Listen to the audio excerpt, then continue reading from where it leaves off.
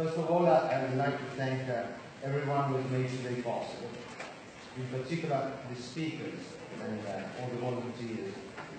I would also like to take the opportunity to thank all our sponsors, and especially our principal sponsor, Lambert, for all the support given to the London Encounter.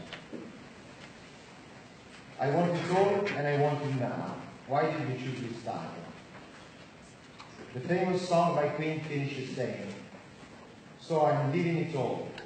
Yes, I'm living it all. And I'm giving it all. I'm giving it all. It ain't much I'm asking. If you want the truth, here's to the future. Hear the cry of youth. I want it all. I want it all. And I want it now.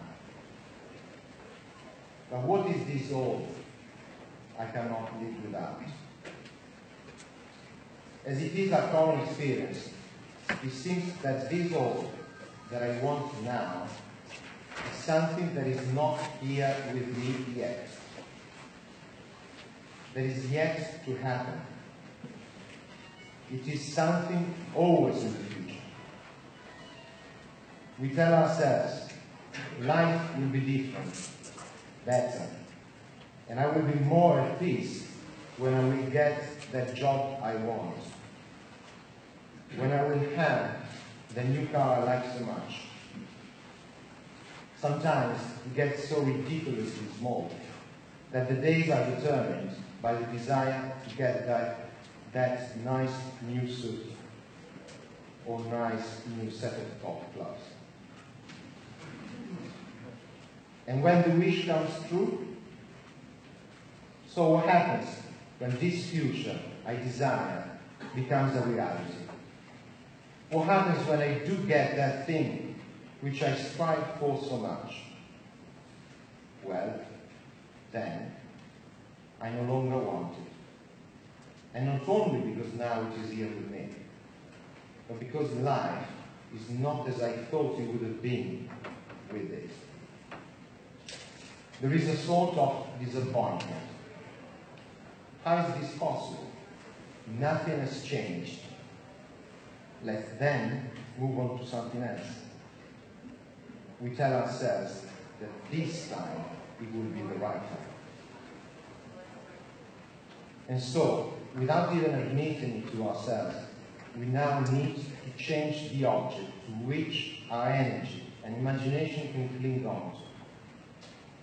Yes, because in order to get through the day, the week, but more importantly and dramatically, the years, we need a name, a direction. To say that there is no need for a direction, we are simply not allowing ourselves to look at the nature of this inexhaustible thirst that leads us always beyond. We are restless for something that we do not possess, that is other than us. Forgive me now for using another song from Queen, but I think I find it very useful to explain what I would like to look at together today. In the last song of Freddie Mercury, The Show Must Go On, they say, "Empty spaces, what are we living for? Does anybody know what are we living for? Inside, in the dark, I'm aching to be free." So what if getting it all is not enough? What is missing then? Something that sets me free is missing.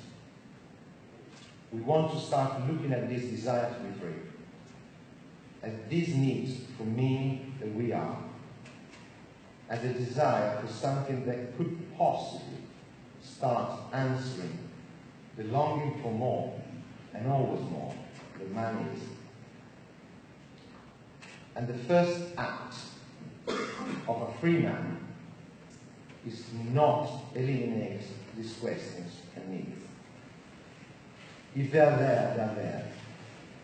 And I cannot pretend that they're not.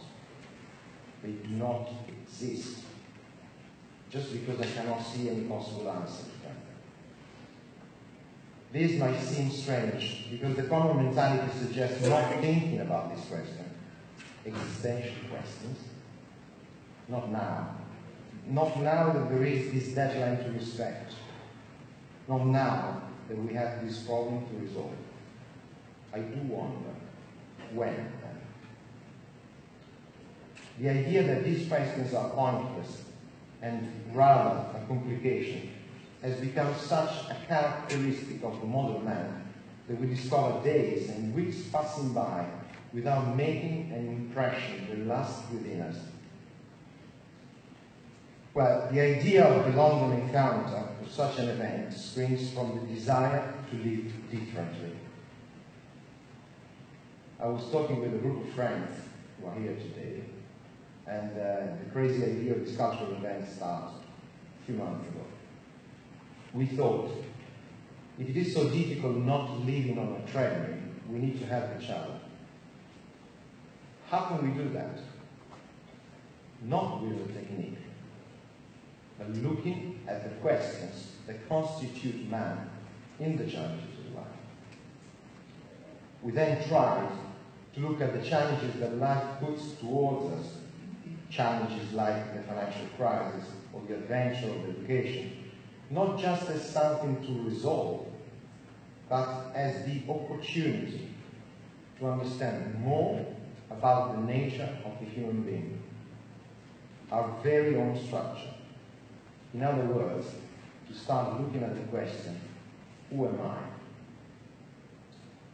We try to look at these questions in order to jump off the treadmill, regaining a human gaze.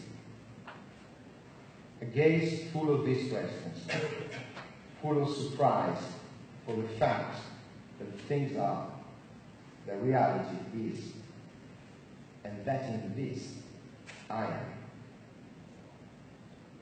I do not know how and why, perhaps, but I am. And I did not do anything to be here now. Sometimes these questions and the all in front of life re-emerge. And these normally coincide with moments that remain with us. What are these moments characterized by? They are moments in which something real, to say it with Blessed John Henry Newman, something real appears on the horizon and pierces the crust of that indifference. The indifference towards our intimate questions and ultimately indifference towards us. They are characterized by the impact with someone and something outside us. Something outside us that reveals to us, better than we knew before, what we have inside. This impact with the other, in the form of an encounter, perhaps unexpected, but longed for, reawakens in us the capacity to look at that desire for good, for beauty, for love, and for all of these, to last. This is how this event was born. And this is what we look for also in today's event. An encounter with people, fellow travelers in this adventure that life is, and that the discovery of who I am is. So I welcome you all here today, and this is the way in which I am looking forward to the day. In detail, we're going to start now with the meeting on financial crisis, and then we're going to have a meeting this afternoon, and this evening there will be a concert to look at the desire for the infinite that man is, listening to Brahms and Mozart's music. There are two exhibitions which can be visited with the guide, one on the financial crisis and one on Cardinal Newman. And they will be open during the whole day, apart from when the meetings are on. So now I invite Richard and his guests to start. Thank you.